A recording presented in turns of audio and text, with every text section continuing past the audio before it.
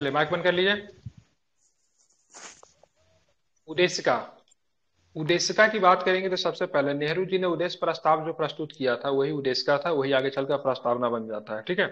भारतीय संविधान का दार्शनिक आधार क्या है? भारतीय संविधान का दार्शनिक आधार पूछेगा तो क्या बताएंगे? उद्देशिका। दार्शनिक अधिकार क्या है? तो ध्यान रखें, भारतीय संविधान का भारतीय दार्शनिक संविधान का अधिकार की बात दार्शनिक करेंगे। अधिकार की बात करेंगे। उद्देशिका। ठीक है, क्या हो जाएगा? उद्देशिका। ठीक है। अब आते हैं। ठीक है, संविधान की उद्देशिका को क्या कहा जाता है? संविधान की कुंजी। संविधान का कुंजी कहते हैं। ठीक है। भारतीय संविधान की उद्देशिका किसे इंगित करती है? प्राप्त किए जाने वाले लक्ष्यों को इंगित करती है। ठीक है। प्रसिद्ध अंग्रेज राजनीतिक विचारक सर अनसेट बार्कर ने अपनी किस पुस्तक में, ठीक है ध्यान रखेंगे, प्रस्तावना का उल्लेख किया है? किस पुस्तक में किया है? The principle of social and political theory में। किसमें? Principle of social and political theory में। ठीक है। प्रस्तावना की शुरुआत किससे होती है? तो हम भारत के लोग जैसे शब्दों से होती है। ठीक है। संविधान की आत्मा किसे कहा जाता है? ध्यान रखेंगे, उद्देश्य का प्रस्तावना को। ठीक है। 13 दिसंबर 1946 को संविधान सभा ने उद्देश्य प्रस्ताव किनके द्वारा प्रस्तुत किया गया? पंडित जवाहरलाल नेहरू द्वारा। पंडित जवाहरलाल नेहरू के द्वारा। ठीक है। उद्देश्य प्रस्ताव को संविधान सभा द्वारा कब अंगीकृत किया गया? 22 तो जनवरी 22 जनवरी 1947 को। ठीक है। प्रस्तावना में समाजवादी पंथी पे अखंडता शब्द कब जोड़ा गया? 42वें संशोधन 1976। बिल्कुल ध्यान रखेंगे, 42वां संविधान संशोधन 1976 के द्वारा। भारतीय संविधान के प्रस्तावना में नागरिकों के लिए सुनिश्चित किया गया कितने प्रकार के न्याय? तीन। 3 प्रकार के न्याय। तीनों प्रकार के न्याय का नाम क्या है? सामाजिक, आर्थिक, राजनीतिक। सामाजिक, आर्थिक, राजनीतिक न्याय कहां से लिया गया है? यूएसएसआर। ठीक है, पूर्व सोवियत संघ से। ठीक है। 5 प्रकार की स्वतंत्रता है। कितने प्रकार की स्वतंत्रता है? 5 प्रकार की स्वतंत्रता। विचार, अभिव्यक्ति, विश्वास और धर्म और उपासना। ठीक है। विचार, विभक्ति, विश्वास, धर्म और उपासना की स्वतंत्रता है। 2 प्रकार की समानता है। ठीक है। कौन से समानता? प्रतिष्ठा और अवसर की मतलब क्या है? समानता है। ठीक है। 1 प्रकार की बंधुत्वता है। किसकी है? फर्टिनिटी, भारत भ्रातृत्व की। ठीक है। भ्रातृत्व की मतलब क्या है? भ्रातृत्व का मतलब क्या है? यहाँ पे बंधुता है। ठीक है, ध्यान में रखेंगे। ठीक है। तो 3 प्रकार का न्याय है, 5 प्रकार की स्वतंत्रता है, 2 प्रकार की समानता है, 1 प्रकार की बंधुता है। ठीक है, ध्यान रखेंगे। अब चलते हैं भारत के संविधान में उद्देशिका में शामिल नहीं है। क्या शामिल नहीं है? तो आर्थिक स्वतंत्रता शामिल नहीं है। ठीक है, ध्यान में रखेंगे। भारतीय संविधान के निर्माताओं की सोच संविधान के किस हिस्से से परिलक्षित होती है? ध्यान में रखेंगे। तो किताब कैसा है उसका पहला चैप्टर से ही पता चल जाता है। ठीक है, उसके इंडेक्स से ही पता चल जाता है। तो भारतीय संविधान का इंडेक्स क्या? प्रस्तावना है। तो प्रस्तावना इतना इतना व्यापक है, उसके अर्थ के रूप में से इससे पता चलता है हमारा संविधान निर्माताओं की सोच कैसी थी। संविधान के उद्देश्य के अनुसार भारत क्या है? भारत संप्रभु है।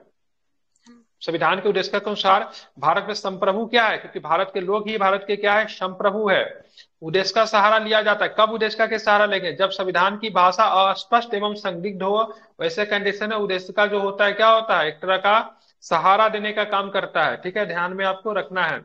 आगे चलेंगे तो आगे क्या प्रस्ताव चलते हैं। भारत के संविधान के उद्देश्य में शामिल नहीं है, राजनीतिक समानता शामिल नहीं है। ठीक है, राजनीतिक न्याय है, राजनीतिक समानता नहीं है। संविधान का उद्देश्य को कब अधिनियमित किया गया? 26 नवंबर 1949 को मतलब क्या क्या अधिनियमित और अंगीकृत किया गया। ठीक है, ध्यान में रखेंगे। अब आते संविधान की प्रस्तावना के ऊपर बात करते हैं। तो चलिए हमारे साथ सभी आदमी संविधान का प्रस्तावना पढ़िए। चलिए, हम भारत के लोग, याद करवाता हूं, पढ़िए, पूछता है सजन के।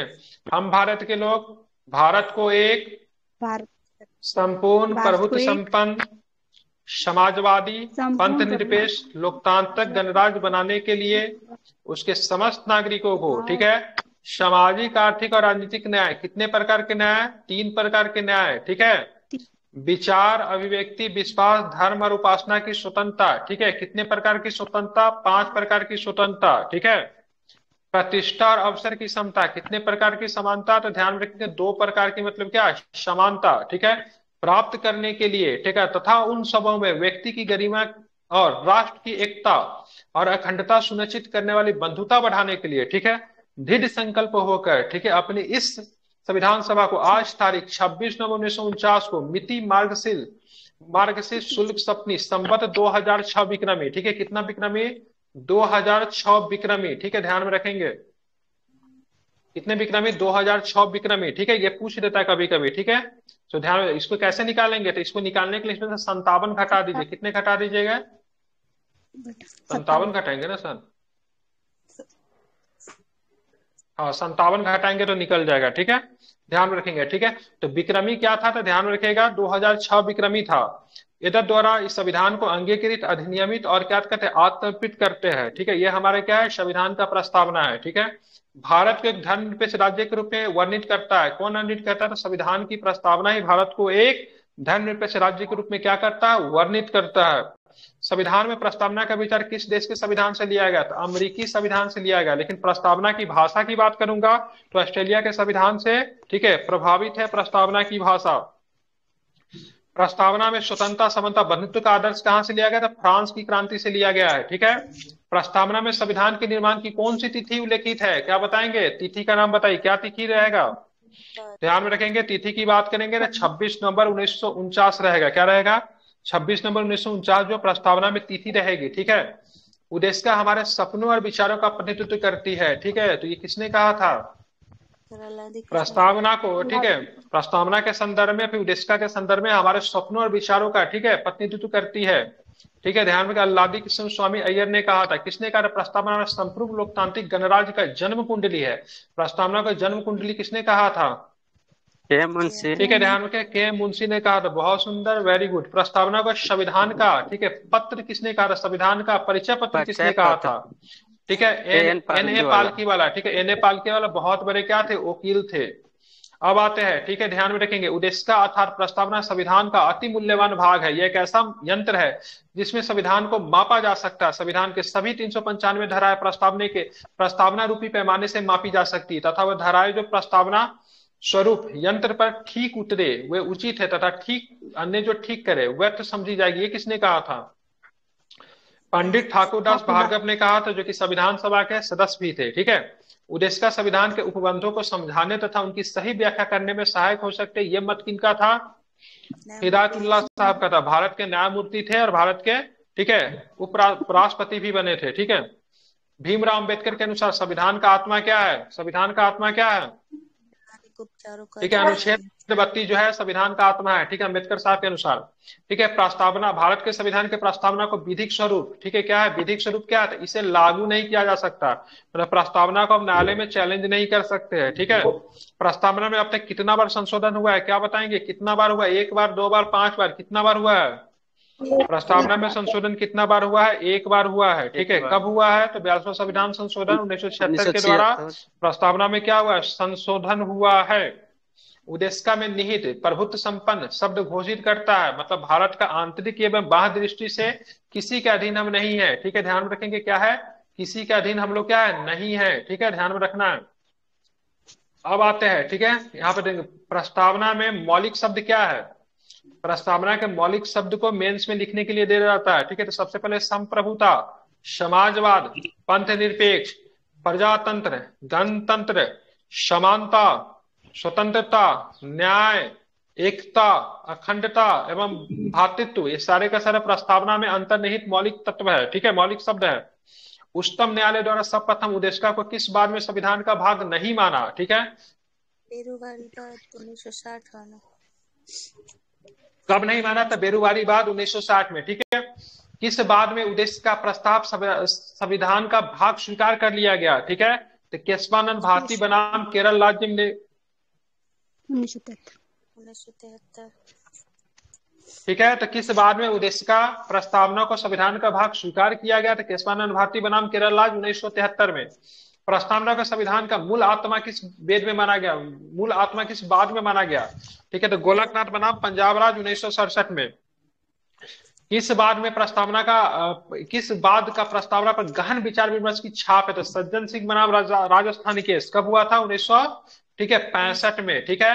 ध्यान में रखेगा, इसमें अभी तक का सबसे बड़ा 13 पीठ बटा था, ठीक है, इसमें कितना बैठा था, कहा गया भाई, 1967 वाला में 11 गो। ये पीठ क्या होता है, संवैधानिक पीठ होता है, मतलब अगर इसके फैसला को पलटने के लिए, अगर मान लीजिए केशवानंद भारती बनाम केरल राज्य का फैसला कभी पलटता है, तो कभी भी अगर इसको फैसला का पलटने के लिए 13 से ज्यादा जजों का पीठ होना चाहिए, ठीक है, मतलब 11 जज का पीठ इस फैसला को पलट ही नहीं सकता है, 13 से ज्यादा जजों का पीठ होना चाहिए, तभी जाके इस फैसला पे इसके ऊपर चैलेंज किया जा सकता है, भाई साहब इसको पलटना है। तो संवैधानिक पीठ अपने आप में बहुत महत्वपूर्ण होता है। अब यहाँ पे देखिएगा जरा, इसको समझिएगा, ठीक है। जरा इस पे गौर फरमाइए, क्या फरमाइए, गौर, ठीक है। तो सबसे पहले प्रस्तावना संविधान का अंग नहीं है, बेरुबारी बाद 1960 में माना गया, प्रस्तावना जो है संविधान का अंग नहीं है, इसीलिए संशोधन नहीं किया जा सकता है 368 के तहत, क्योंकि संविधान का अंग ही नहीं है। अब आते हैं, प्रस्तावना संविधान की मूल आत्मा है, गोलकनाथ बनाम पंजाब राज्य 1967 में कहा गया, इसीलिए संसद चाहे तो संशोधन कर सकती है, ठीक है। जैसे मन चाहे वैसे कर सकती है, क्योंकि भाई साहब क्या है, मूल आत्मा है, ठीक है। संशोधन मन करे जहां मन करे जैसे करो, निकाल बाहर करो, कोई दिक्कत नहीं है, ठीक है।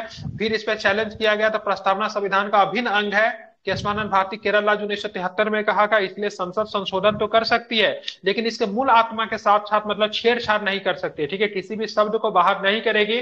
प्रस्तावना को संशोधन करने के संदर्भ में कुछ नए शब्द डाले जा सकते हैं, इसी के आधार पर 1976 में पहली बार संविधान पे प्रस्तावना में क्या हुआ, संशोधन होता है, ठीक है।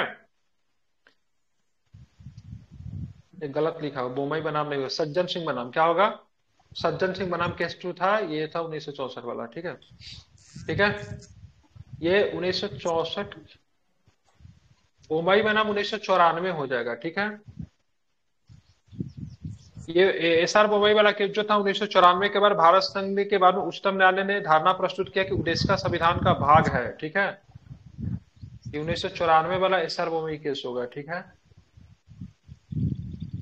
हाँ ठीक है, 1994 वाला एसआर बोमई केस हो जाएगा। किस बात का प्रस्तावना पर गहन विचार विमर्श की छाप है, तो 1965 वाला, ठीक है। या तो यहाँ पे केस का नाम गलत लिखा है या फिर ईयर गलत लिखा है, क्योंकि एसआर बोमई केस 1994 का है और सज्जन सिंह बनाम केस जो था 65 का है, ठीक है। और ये 1965 का यहाँ पे गलती लिखा हुआ एसआर बोमई होना चाहिए, ठीक है। हाँ, एसआर बोमई बनाम भारत संघ 1904 में न्यायमूर्ति रामास्वामी का मत था, ठीक है। तो ये 1994 वाला केस था, ना कि 64 वाला था। यहाँ पे तारीख थोड़ा गलत है, कल इस किताब का प्रशंसा कर रहे थे, कहीं पे गलती नहीं दिया, आज गलती पकड़ में आ गया, ठीक है। चलिए आप चलेंगे आगे, स्टेटमेंट पढ़ेंगे, क्या पढ़ेंगे, स्टेटमेंट पढ़ेंगे, ठीक है। उडेस्का पर अंतिम मतदान कराते समय किसने कहा था कि उडेस्का संविधान का अंग बने, किसने कहा था। उडेस्का पे अंतिम मतदान, माइकमैन की आवाज कहां से आ रही है, कराते समय किसने कहा था उडेस्का संविधान का अंग बने, संविधान सभा का अध्यक्ष डॉक्टर राजेंद्र प्रसाद ने, ठीक है। प्रस्तावना संविधान निर्माताओं के मन की कुंजी है, किंतु संविधान का अंग नहीं है, किसने कहा, बेरुबारी बाद 1960 में, ठीक है। कहा गया था मुख्य बेरुबादी केस में जिसने फैसला सुनाया था, उस समय वहां का मतलब न्यायमूर्ति कौन थे, गजेंद्र गरकर, क्या नाम था उनका, गजेंद्र गरकर। अब आते बात करते हैं प्रस्तावना पे गहन विचार, प्रस्तावना पे गहन विचार विमर्श की छाप है, सज्जन सिंह बनाम राजस्थान के 1965 में कहा गया। उस समय न्यायमूर्ति कौन थे, जे.आर. मधोलकर, क्या नाम था इनका, जे.आर. मधोलकर। अब आते हैं, ठीक है, प्रस्तावना संविधान का अंग ही नहीं बल्कि महत्वपूर्ण अंग है, मतलब आत्मा है, ठीक है, हृदय है, दिल है, दिमाग है, ठीक है। ये सब किसने कहा था, तो केशवानंद भारती बनाम केरल राज्य 1973 के दौरान कहा गया था। उस समय कौन था, सीकरी साहब थे, कौन थे, न्यायमूर्ति सीकरी थे। संविधान के उद्देश्य का उन सिद्धांतों का निचोड़ है जिनके आधार पर सरकार को कार्य करना है, यह संविधान की मूल आत्मा है, ठीक है, ध्यान में रखेंगे, और शाश्वत है और अपरिवर्तनीय है, ठीक है, ध्यान रखिए। किसने कहा था, आईसी गोलकनाथ बनाम पंजाब राज्य 1967 के दौरान न्यायमूर्ति हिदायतुल्लाह ने कहा था, जो कि आगे चल के भारत के राष्ट्रपति भी बनेंगे, ठीक है। उड़ीसा संविधान का अभिन्न अंग है, ठीक है। लोकतांत्रिक शासन व्यवस्था, संघात्मक ढांचा, राष्ट्र की एकता, अखंडता, पंथ निरपेक्षता, समाजवाद, सामाजिक न्याय तथा न्यायिक पुनरावलोकन संविधान की बुनियादी तत्वों में है, ठीक है।